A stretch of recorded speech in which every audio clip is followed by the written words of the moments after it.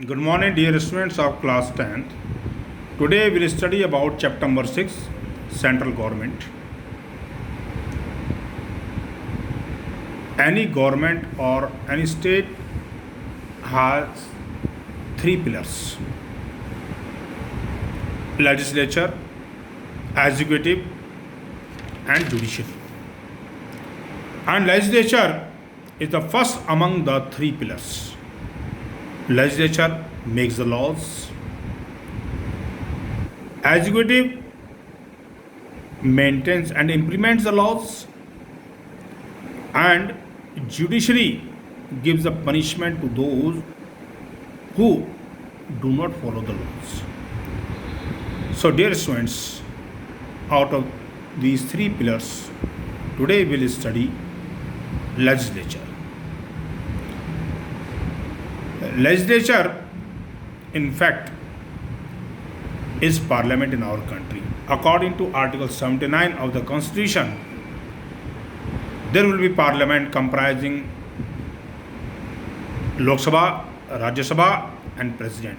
All three comprises the parliament, and they make the law for the country. But Lok Sabha and Rajya Sabha members are elected, and there are different ways to elect the members of Lok Sabha and Rajya Sabha. The other name of Lok Sabha is lower house, and Rajya Sabha's other name is upper house. So today we will study about Lok Sabha and Rajya Sabha. And the first point is the structure of Lok Sabha. Lok Sabha comprises 552 members, and out of these 530 members are from states and 20 from union territories. And if there is no representation of Anglo-Indian community out of these elected members from states and union territories, in that case, two members can be appointed by the president of Anglo-Indian community.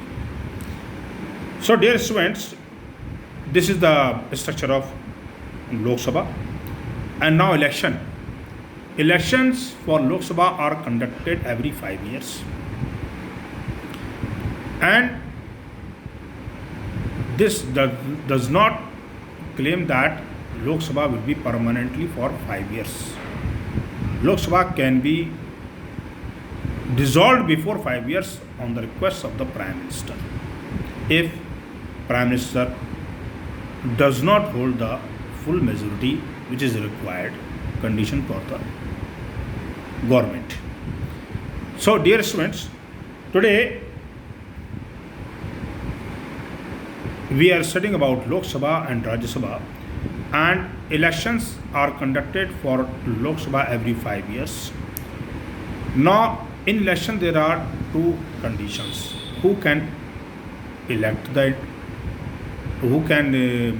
contest the election, and who can cast the vote in the elections.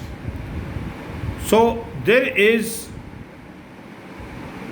a condition: who can cast the vote in the election.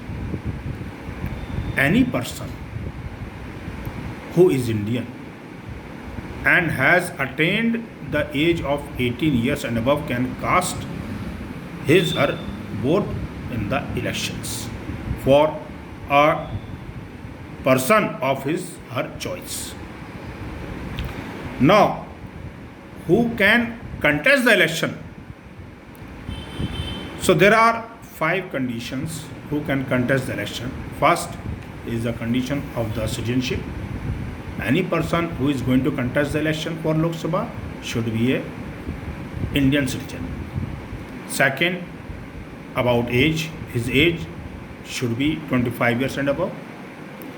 Third, he should not hold the office of profit in central government and in state government. Anywhere he should not hold the office of profit. Third, he should not be declared insolvent. And fifth, he should have sound mind. He should not be of unsound mind. So these are the 5 conditions to contest the election. Now, this is also called eligibility of the candidates who are going to contest the elections. And the next point is term, as we have discussed earlier, that 5 years is the term for the Lok Sabha, but it can be dissolved before 5 years also. Now, session. Parliament, Lok Sabha is elected to make the laws in the parliament. Now, it is must that within a span of 6 months, there should be 2 sessions. So, in other words, we can say that there should not be a gap of more than 6 months between 2 sessions. This is a must, and government has to conduct 2 sessions in a year, but the difference should not be more than 6 months between 2 sessions. Office bearers, this is the next point. Office bearers, who are the responsible officers in the Lok Sabha. So there are 2 persons, and both persons are elected by the Lok Sabha. First is Speaker and second is Deputy Speaker. Speaker is the most important person in Lok Sabha, and it holds the same power as the Speaker of British Parliament. He works as the link between the Lok Sabha and President. All the communication of correspondence are conducted by Speaker with the President, and Speaker maintains the Lok Sabha. He decides the issue to be discussed, and he decides whether a bill is money bill or not. So there are immense powers with Speaker.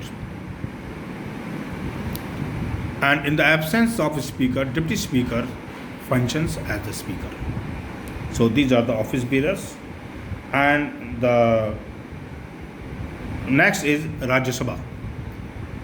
Rajya Sabha is also known as upper house. There are maximum 250 members. At present there are 245 members, but the maximum numbers could be 250 in Lok Sabha, in Rajya Sabha, sorry. And out of these 233 members are from the are elected from the states and union territories, and 12 members are nominated by the President. So this is the structure of Rajya Sabha. Here I would like to differentiate the election system of Rajya Sabha and Lok Sabha. Lok Sabha members are directly elected by the people of the country, and members of Rajya Sabha are elected by the representatives of the state assemblies. So any person of India cannot cast a vote in the elections of members of Rajya Sabha, but persons who are elected by the state assemblies, persons, MLAs, in other words we can say, MLAs cast the vote in the elections of the members for Rajya Sabha, and public cast the vote in the election of the members of Lok Sabha. And election of Lok Sabha are conducted every 2 years, but the term for members is 6 years. Every 2 years, 1/3 members of the Rajya Sabha are retired, and throughout the country, in all the states, elections are held for every 2 years. But any member who is elected rules for 6 years. And the election system is